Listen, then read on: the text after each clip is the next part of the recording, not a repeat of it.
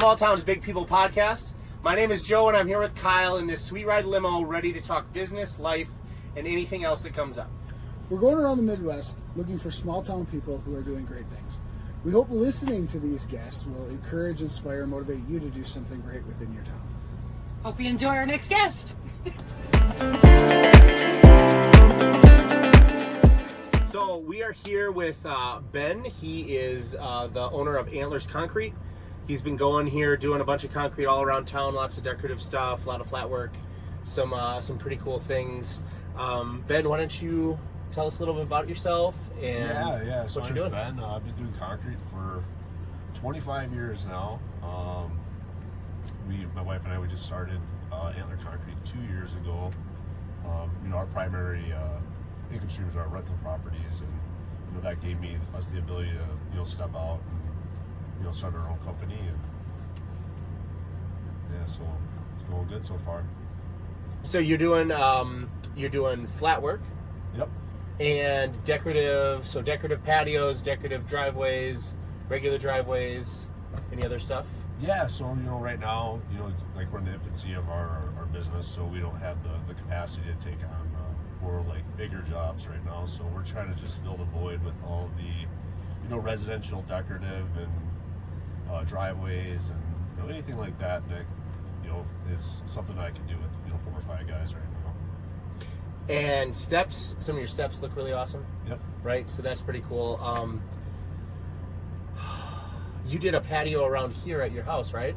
Yes, we did. We did actually. It was a 2-phase project behind the house, where it's a main pad that steps down to another, like a fire pit area, and then we put decorative stone in there. Yeah. So pretty cool, pretty high end stuff. It's pretty neat. So real quick, so you've been doing it. So you've been doing this though. So you're talking about doing concrete for 25 years, right? Yep. So you used to work for a big company. Yeah, I grew up in the Chicagoland area. I was at 18. I got into the cement finishers union, and I had the opportunity to work with like some of the best guys in the industry, and they took me under their wing and got a great opportunity to work for a great company. And I learned a lot because I worked with the best, like literally the best people in the industry. And then also being a union finisher, you have to go through an apprenticeship and be trained how to do things right. Mm-hmm. So I had a good background with the whole concrete industry. And so what was in the transition there between that and then you starting your own concrete thing, and why start the concrete? What's the desire, the passion behind that? The purpose for me to start my own company was the freedom of my time and the amount of money that is in doing concrete. And like I mentioned before, we own rental properties, and I quit doing concrete for a few years because we were so busy with our rental properties that I didn't have to work anymore, and I kind of wanted to just take a year off, just to kind of evaluate my life. And I just randomly called a guy to come give me a quote for like a job at one of my properties, and the quote that he gave me after telling him, like, I've been doing concrete for a long time, and I just don't want to do it anymore. And he gave me a price, and I was like, my jaw hit the floor. Like, I literally just told you to do this, and that's what you're gonna charge me. And I told the guy, I'm like, I'm gonna start my company. That's what I did. Yeah. Concrete is ridiculous. Yeah. Brian got a quote for concrete by the yard, $194 from Haas. Yep. What? Yep. That's insane. That's without a contractor's. Yeah, but still, 194 a yard. That's out of control. That's pretty consistent. My buddy started a company in Illinois, and he's paying around that 200 range, that 190 to 200 range. Jeez, that just makes concrete work. I guess blacktop has gone way up too, and it's insane. I don't know.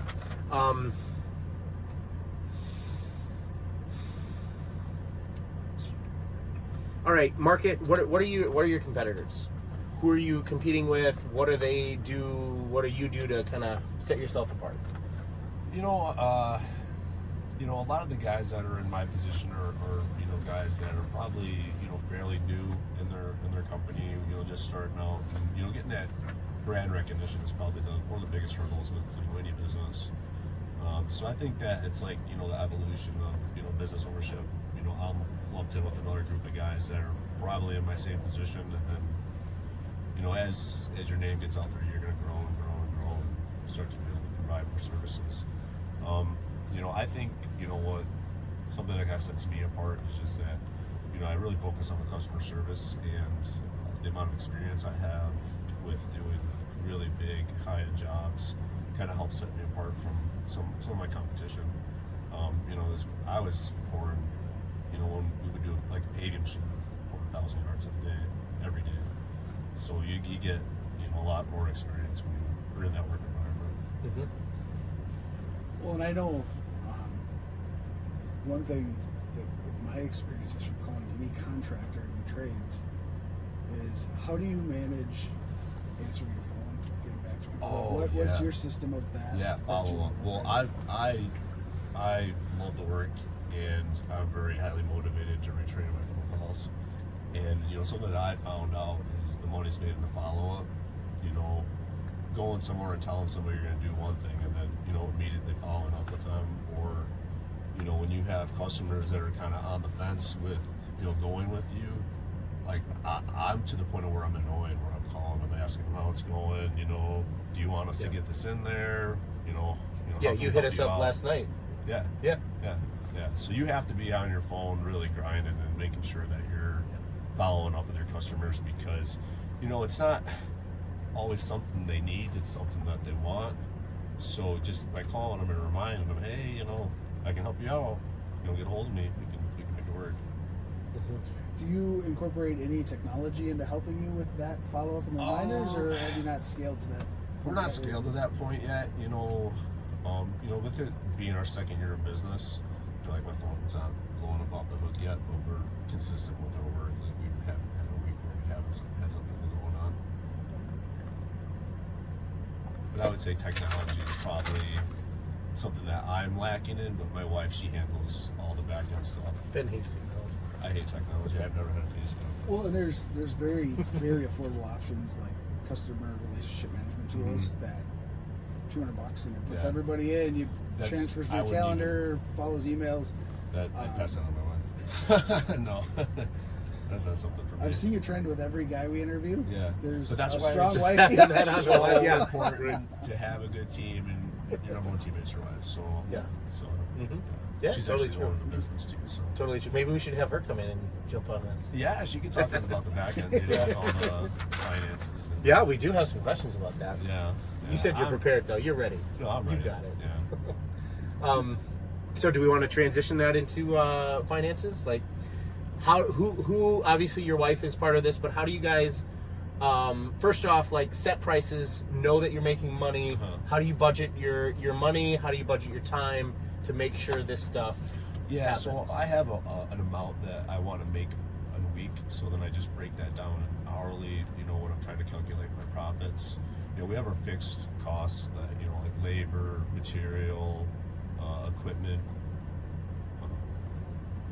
insurance, all that stuff, so and then we factor all that into like what an hourly rate would be, and then we tack that on like as labor. If that makes sense. But you don't do jobs by the hour, you do them by the bid, right? Yeah, no, we don't nothing by the hour. No. Yeah, But that just kind of gives me a baseline for when I'm trying to throw Right. a quote out there. So like so if you're doing a job that and you can just it, your numbers are tighter. But if you're doing a job that's there's a lot of unknowns, you throwing out a higher number, or are you just doing some of that by the hour, or how do you break that down? Yeah, there's really not much to be unknown when you've been doing it for as long as I have. But yeah, and cases like that, I would always bid it a little bit higher. But I try to stay as competitive as possible because I want to sit busy. Yeah. So. Right. For me, it's not all about the money at this point of my business. For me right now, it's more important for me to get brand recognition, helping out as many people as I can, because a vast majority of my business is referrals. Like, it's oh, you did this great job for so and so, we would love to have you come out here. So right now, I'm not going to get it all right off the bat. So by helping as many people as I can and delivering a great product is more what I'm focused on. Because luckily, like, I'm blessed, I got a bunch of rental property, so I really don't have to. I don't have to be out there grinding like everybody else. So part of that gets into time, right? And I know you like to hunt, fish, Yes. outdoors. Yes. Like this whole property is a whole ode to something that, like that. right? Yeah. Right. Yeah. This is what you want. So like, how do you balance then the idea of, you know what, you're building your business, you put your time into your business, you're making your business work, but also how do you get out and hunt and fish and spend time with your kids Well, and keep all that When going? you're the boss, you know, when I see a good hunting day coming up, I just start working. So it's like that. You know, that's my primary driving, you know, factor in being a business owner is freedom of my time. It's not money in an account, because once you have a certain amount, it doesn't really matter. So it's about your time. So you've built that residual income. Yeah. Doing this is the all work actually- for whatever, and I then love this doing is concrete, so it's just something that I do. You know, I love doing it. And if I can make money at doing something that I'm passionate about and love. Can you talk about how you got into the real estate and what was the motivation there? But how did you get to it? How did you build it up enough so that you had enough that you could be more flexible? When with your my time? wife and I first met, you know, that was like one of the things that we talked about. Like, we kind of reverse engineered our life, where, you know, if we wanted to live this lifestyle, what do we need? And then we work backwards from that. And we have both always been interested in real estate, and we got blessed with some amazing deals like 8-9 years ago when real estate was affordable. And we've just kind of kept continuing snowballing that by, you know, leveraging the equity in our properties, buying more properties, flipping properties. And how many have you flipped? 5. 5. So you bought them cheap, you fixed them up, you sold them, made a good profit, Roll it reinvested off, that into either more flips or more rentals. More rentals, and then this property here, and then we've leveraged money in our rentals to buy concrete equipment and stuff like that. And, you know, we were just so blessed to get it when we did, where we were buying properties for pricing payments. Yeah.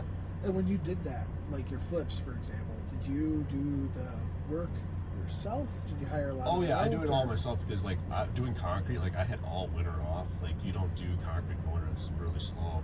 So I was fortunate enough that, you know, got nothing to do, but I got these rental properties that was my job in the winter, was fixing my properties and bringing them up, charging more rent.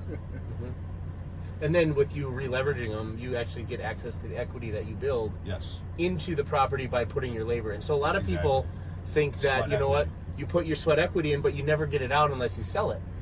But that exactly. So No. you can re-leverage if I'll refinance those properties till the day I die. except at 8%, at 10%, right? There's a limit there, right? Your timing's got to Right. be right, you know, Right. with anything else, but That's how you. always have that. But that's how you went from nothing to you hustled and you got that work done. You bought these cheap places that I love properties that nobody else wants. Oh yeah, I love the more crap ones. dilapidated, the better. Yep, the garbage ones that everybody's like, my wife. If my wife doesn't like it, that's the one I want to get, because most wives aren't going to like it. Yeah. So the market's so little and the house is cheap. My wife actually hasn't seen most of her properties. Yeah, True story. my wife too. Yeah. She saw the first 1 or 2, and that was enough. That was enough. Yeah, that was enough.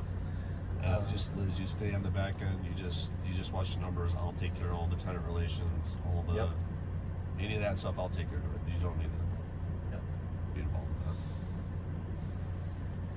So do you still manage all your properties yourself? Yeah, or? we do mostly single family houses, and we get really good tenants in there. So, you know, once you find a good tenant and they treat it like their own house, there really isn't nothing you have to do. And you know, when you go into these properties, like I like fixing them up so like I'm not going to get phone calls, and like, you know, put that money up front, making sure that property is like self-sufficient and good tenants. Because like I have tenants that take care of everything, like fix all their own stuff. Like they don't want me there, so they're going to do all the work. So if you screen your tenants really good, and Well, I think And you provide a really good product. right? Yep. I think the best tenants too realize that if they're out of sight, out of mind, there's less chance of rents going up. There's less chance of things happening, and they're just like, leave me alone. There are some tenants that I have that, from when we initially bought them, we haven't raised rents yet. And it's just like they're good tenants. Like There's some opportunity cost there. yeah, like when they move out, it's going to go up substantially. But like my wife's just too good of a person to do that. Yeah. Yeah. See, we raised one of our rents, and it's an elderly couple. Yeah. Sister and they're amazing. They're awesome tenants. And we went up $50, and they hugged my wife when she told them because they were so happy it only went up 50 because they looked. Because they know it should have went Yeah, up way they a lot were more. super Yeah. pumped, and Yeah. like we had to. Like it's just. Yeah, I mean, Couldn't your leave dollar, it. your monthly dollar is less. It's not like you're making the same. You're making less because of inflation. So, like, at some point, you have to raise that. I know there are some owners that we've taken on that their rents were $400 and we'd go up to close to $1,000, and that's $600 a month that they've been losing over the last 10 years. I mean, like, there's a nice. It's good to be nice. Yeah. But like, we also like. It's a business. It puts food on your plate. Yeah. It takes care of your bills too. So like there's a balance there where you can be nice, but you also got to be a business person, right? We got it out of the equity leverage out of the property. Like we get that much from the rents, but like what we like, there's a duplex that, for instance, I paid $50,000 for. It's pretty close to $200 So, like, you know, the rents are kind of minimal when you think in like the grand scheme of things. Like with the equity part of it, it's like. Yep. You know, once a few $100 a month, when I got over $150,000 equity in this property. But you're not renting that for $500 a month. No, that one the upper's like $700 something a little bit. Yeah, so you're getting good rents. You're just not going over, Nah. not keeping jacking and not. Yep. Okay. There's a lot of opportunity in that property, though. I'm excited when she moves out. Okay, so finances. How do you manage that money? How do you you got software? Yeah, that you use? My wife uses Buildium, and that's Buildium. It's a great tool. You know, like she would know way more about that stuff than me. But yeah, it's all through that. It tracks all of it, gives us great reports. What about your concrete? That concrete is all through QuickBooks. Oh, so sad. Yeah. Well, I don't know what else to use. Okay, QuickBooks. What about budgets? How do you guys do budgets? So we keep an emergency fund for both of our businesses. You know, we keep like 3 months. Shit hits a fan, we have everything covered. All our bases are covered. You know, that gives us a pretty good cushion that we like to roll through in the wintertime. And then, you know, that also gives us, you know, having a bunch of cash laying around. If like equipment, you find a deal for equipment or real estate, it's really nice to have that money just ready to be used. So when you burn through that, what do you just don't buy anything for a little while until that builds that's back like up, an or? emergency budget. You know, we still have our rental income that's guaranteed. You know, with snow removal, we get a little bit of money from that. But we live a pretty not frugal life, but we don't have a lot of it, so we're in a pretty cool position where we're not really worried. Okay. So your business, did you have a loan for the business to get started, like SBA or anything like that? No. How did you get started with that?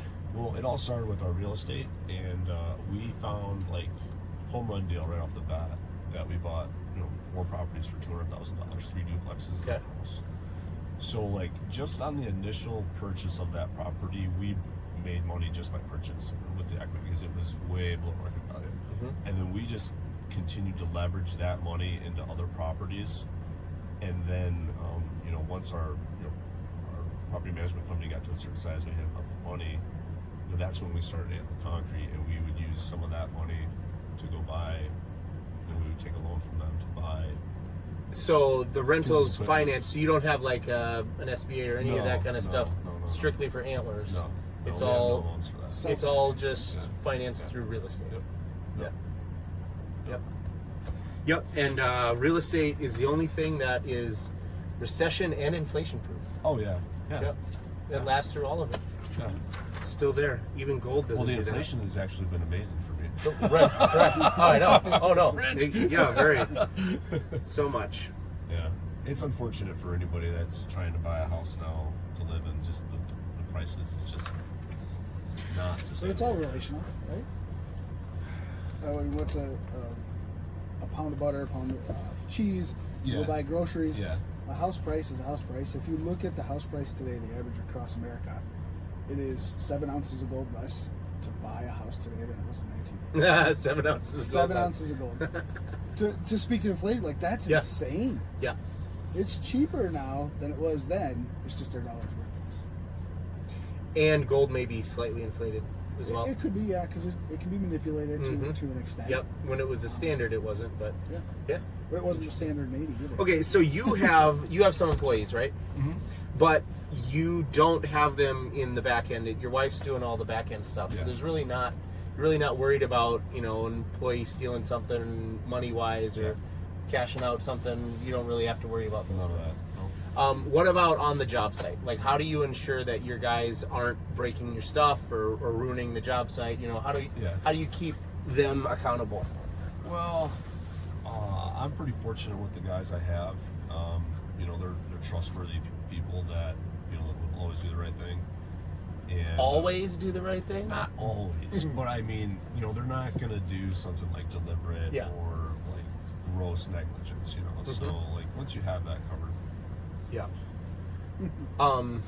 When they do make a mistake, how do you guys handle it? I'm very upfront with everybody.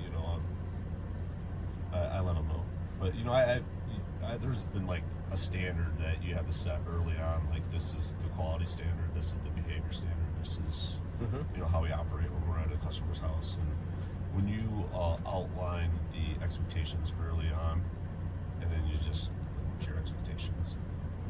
And you don't have it written down, right? It's not like a No. document they got to read. Like No, you just no. establish that when the first time they walk on the job. We're not big enough that we need to have those type of processes yet, because it's me on the job. Like I'm not to the point of where I have crews of guys.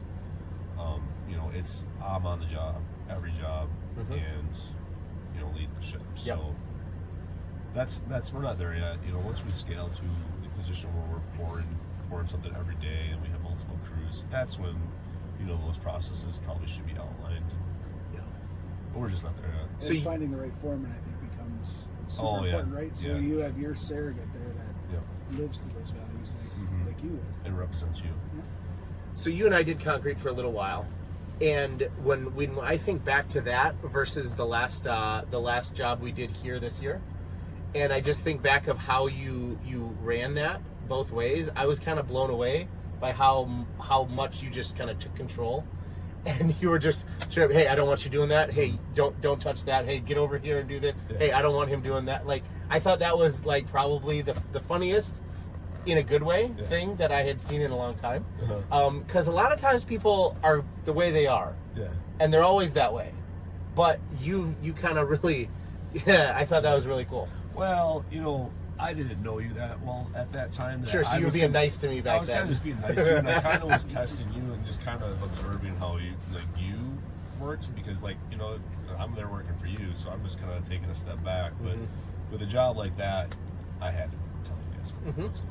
Yeah, and it was good. I mean, that's what I would expect Yeah. out of someone who's running their crew, right? Yeah. But I just hadn't. That was the first time I'd seen that part of you, so that was pretty cool. Yeah. Yeah. Yeah. I just turned the switch on. Yeah, I know. Yeah, I noticed. Yep. It's funny. And that was a little bit more complex than what we were doing before. That was a little True. bit bigger. But that's kind of a No, skill. well, Damien's house, Yeah, right? you mixed it up in a couple of pours, though. That was all at once. That's true.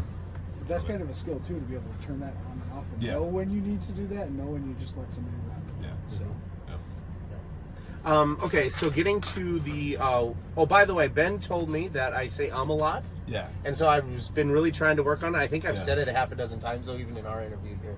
So I'm trying. We're going to get better. Will hopefully go away. I get crazy mad at my kids when they say like. Like I was liking over the like and the like. I like the like and the like. No, I hate that. So is my like. Yep. All right, so I'm gonna start hopefully. counting now that you mentioned it. You already counted the last one, didn't you? Yeah. Okay. I'm trying to help you out. All right. Okay, so we have already touched on the residual discussion. Kyle stole this intro from me last time. So residual income is a beautiful thing, okay? Ultimately, residual income is what gives us freedom to do what we like because it's money coming in all the time. And so you have just demonstrated in this interview why we want residual income. Yeah. Yeah. Right? And so talk to me a little bit about where that thought process came from you. Who first tipped you off to real estate will get you that residual income? Well, And that all breaks down to my love to hunt and fish and be free with my time, that, you know, I had to find that vessel that's going to take me to that place. And, you know, the only thing that I found through my research was real estate. That's the only thing that I can make money pretty much and not have to really do anything. And that was the only way for me to go. Like, that's what I knew. I know properties. I know how to fix things. I'm good with people. Real estate is the way to go. Yep. And once you get that residual, then even starting Antlers Concrete was almost easy. Yes. Like, you didn't have to worry about, well, if I make this jump, then what happens if it fails, right? Because that's already covered. So that's the beauty of residual. If you're like Mitt Romney and you got, you know, $100 million sitting in the bank account, well, there's your residual income, right? But most of us will never have that, or at least won't have it till we're old. Yep. Okay, and the thing I dreaded, I have a whole bunch of children, and I dreaded having to work my whole life all the time in order to pay the bills and meet the needs. 100%. And then they're all grown up and they're gone, and I never even saw them. Yep. You know, and that's the part where the freedom gives me the ability. Angela and I were talking about foster care and doing all these other things, and like, she's like, well, if you're not around, we can't do it. Yeah. Just can't do it. Not gonna happen. And so that was kind of my big motivation, was how do I get that time so I can spend with the family and do that. And for me, real estate did the same thing. 100%. And we kind of started roughly the same time. I started in 2009. Okay. And when were you starting? Yeah, right about time. Yeah. Right when I moved up here. Yeah, it was a time of crazy, stupid, good deals. Banks were foreclosing on everything. Beautiful, beautiful thing. I think that's going to come around again. I think so. A different version, maybe. It might look different, but it'll be similar. I hope so. I'm I think excited it'll for look it. different, but it'll be similar. I want to start building my own properties. And, Yeah. And Not at $200 a yard for concrete. Oh, well, you know, I pay less than that, though. You know, part of me starting concrete is it kind of serves my rental business, because it can go hand in hand in a way. You know, like with going, you know, talking about properties that no one would buy. You know, when you can lift a house and put a new foundation under there, you know, that you just got pushed way to the front of the class with, you know, getting that property. Yep. Like you can bid on something like that. Yep. And in some cases, a bank may even give you that upfront loan to do it, because they know you can do it. Oh yeah, you want to speak about having good business relationships with banks. You know, we do all of our business with one bank for both of our businesses, and when you can show them that you can deliver, you know, they want to give you money. Right. Yep. Well, and I think people don't understand that your money is 10x in a bank, right? Like with fractional reserve banking, you put $100,000 in there, have 100,000 going through their doors. That's $1 million. That's spending $1 million for power. them, yeah. So that's a huge point to somebody starting a new business. Oh, I only have $50,000. We have $500,000 worth of leverage with that bank. Yeah. Like, that can get you a lot of things going with the bankers. You just got to prove yourself. Yep. Have you given any thought how to residualize concrete? I don't see it. Unless I We've talked about this before. Well, yeah, I'm curious. I think I'm really curious. because for something like that, you'd have to scale to the point of where you had all these systems in place, and I don't think I'd want to be removed from my business, because I love it so much that I wouldn't want to do that. You know, I really enjoy pouring concrete. I love the end result, and I don't think I would want that. You know, I'm gonna mention my kids into taking over the business, hopefully. And then I can start taking steps back and spending more time as they grow into their leadership positions in the company. But it would never be residual. But that is kind of residual, right? Like if you're retired, you're collecting a 10% or like 5% or 7%. The kids are running it? Yeah, if you did it that way, but I love it too much that I would have to stay active in it. I wouldn't want to just not just collect a check. That's well, and so the beautiful thing about residual income is that it changes us from, hey, I have to work, to now it changes the thought to, now I get to do what I like to do. Yes. Yeah. And that's a totally, some people are luckily, they just jump in and what they happen to do to work is what they love to do, and it's great. But when you have to go to a job, if you had to work for Antlers Concrete, if you had to and you didn't have another choice, it wouldn't be as fun. No. It would be a different animal. No. and it changes how we do things. It changes what we do. It's pretty interesting, and a lot of people don't even realize it, and you won't realize it until you get there. Yeah. Being able to say, I'm not going to work today. I'm going to go hunt because it's cold front coming in. Cold front's coming in. That's awesome. Yeah. Yep. So Oh yeah. It's a great There's days that I don't work, and that's and I can see them when we go. it's awesome. Yeah. Yeah. All right. See that? I didn't use I said all right. So improvements. Talk to us. How do you go through recognizing issues or problems or things that can be done better in your company, and then implementing those improvements? How do you do that? I would say the biggest improvement for me right now would be just improving our efficiency through bigger equipment. But the amount of capital it's going to take for me to buy a dump truck, another skid loader, a designated form truck, those are all things that are going to come in time because they're all really expensive items that I don't want to take massive loans out on. So, that's just a timepiece. So why don't you want the loans? Why don't I want the loans? Yep. Because we just talked about the real estate. It was such a great thing to get the loans and to be able to leverage and to expand, right? Why don't you want it on that equipment? Because it's not a need, it's a want. So I don't. It's like it would be nice to have, and I could probably be a little bit more efficient. But I think if I could just save and pay cash or take the minimal amount of loan that I have to on a property, because I don't like having this huge debt load where it's like I don't like stress. And like if I know that my cost to do business a month is going to double because I just took all this equipment, then it adds stress in my life, and I don't want to stress in my life. Then you can't go hunting that. Then I can't go hunting that. Then you day, exactly. And then, that takes away from my family because I'm in a bad mind state, and it's like why do that if you don't have to do that? What level is it though? Like, say you bought the dump truck, and you what percent return or what? Okay. Where's that level that it does? So if I had quad axle dump truck, another larger skid loader, I could probably double the. I could do a driveway in a day. Like right now, it takes me 3 days with everything. So it would, You'd have to have more drivers, though, wouldn't you? Yeah, and then that's the other part. Then I have to hire a bunch of people. I have to hire someone with CDL. I have to have all these things. And the business has to be there, right, to justify it. Yes. At that time too. But But that's what I was curious. Like, where does it become like, okay, this is a good investment, not a stress creator? So here's a couple thoughts that I have on this. The dump truck loses value. 20 years, the dump truck will be worthless. The trailer, the skid loader, all of that stuff is depreciating in value.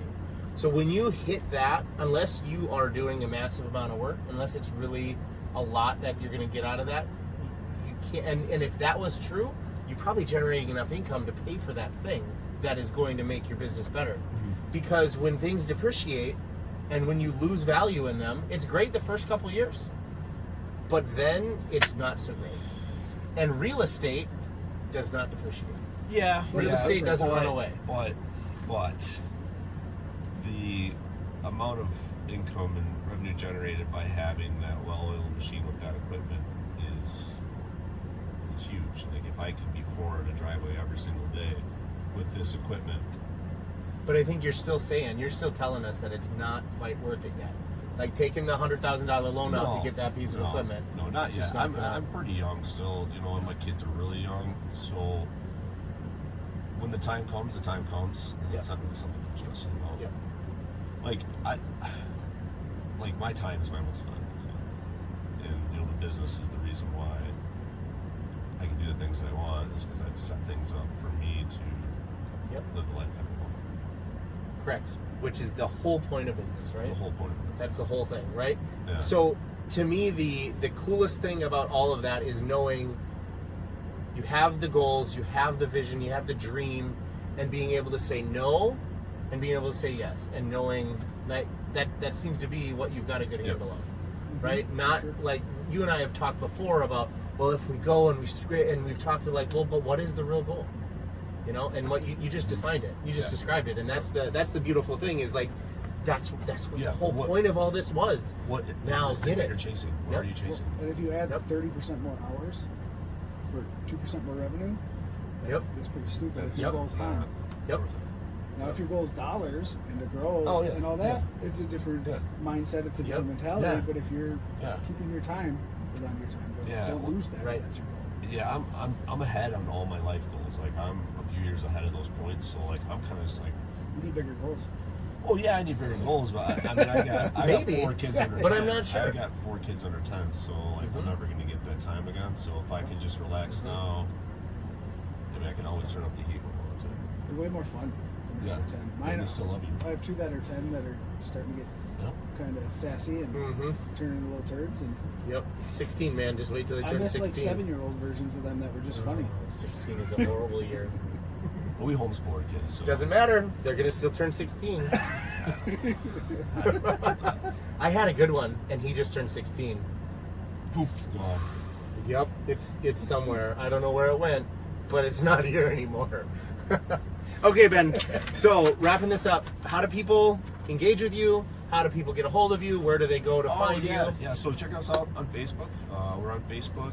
We also have a website, antlerconcrete.com. You can check us out there, or you can give me a call at 705-301-6343. We could schedule an appointment. Talk Awesome. about concrete. Sweet. Yeah, And rentals and whatever else. yeah, Or yeah, deer. for sure. Or deer. Yeah, we love talking about deer hunting. It's more fun than concrete. I like eating deer with you there too. and muskies. Never taking you fishing. All right. Okay. Thanks, Well, Ben. thanks for having Appreciate me it. on.